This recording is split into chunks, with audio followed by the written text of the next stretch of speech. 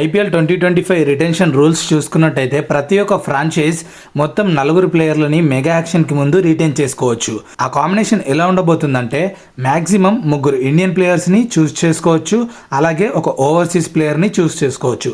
Overseas అంటే foreign player అనమాట. లేదంటే ఇంకో కాంబినేషన్ ఉంది, 2 ఇండియన్ ప్లేయర్స్ని చూస్ చేసుకోవచ్చు లేదా 2 ఫారెన్ ప్లేయర్స్ని చూస్ చేసుకోవచ్చు. ఇది ఒక బ్యాలెన్స్డ్ టీమ్గా ఉండే అవకాశం ఉందని రూల్ ఇలా పెట్టారు. అడిషనల్లీ ఇంకొక ఫీచర్ అయితే టీమ్స్కి బీసీసీఐ ఆఫర్ చేస్తుంది, రైట్ టు మ్యాచ్. దీన్నే ఆర్టీఎం కార్డ్ అని మనం అంటుంటాం. ఆల్రెడీ దీని గురించి చాలామందికి తెలిసే ఉంటుంది, అయినా మళ్ళీ ఒకసారి ఎక్స్ప్లెయిన్ చేస్తాను.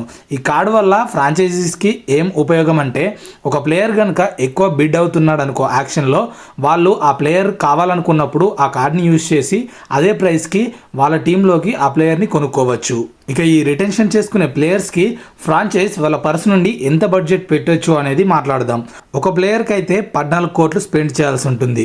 అదే 2 ప్లేయర్స్ అనుకోండి 24 కోట్లు. ఒక ప్లేయర్కి 14, ఇంకో ప్లేయర్కి 10 కోట్లు. అదే 3 ప్లేయర్స్ అయితే 33 కోట్లని స్పెండ్ చేస్తుంది. 15 కోట్లు ఒక ప్లేయర్కి, 11 కోట్లు ఒక ప్లేయర్కి, 7 కోట్లు ఇంకో ప్లేయర్కి. అదే 4 ప్లేయర్లను చూసుకున్నట్టయితే 42 కోట్లు స్పెండ్ చేసే అవకాశం ఉంది.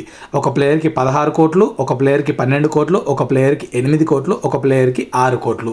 ఇది ఐపీఎల్ 2025కి ముందు రిటెన్షన్ అండ్ యాక్షన్ రూల్స్కి సంబంధించిన డీటెయిల్స్. దీనివల్ల ఫ్రాంచైజీస్ మధ్య కాంపిటేటివ్ బ్యాలెన్స్ ఉంటుందని ఈ రూల్ని పాస్ చేయడం జరిగింది.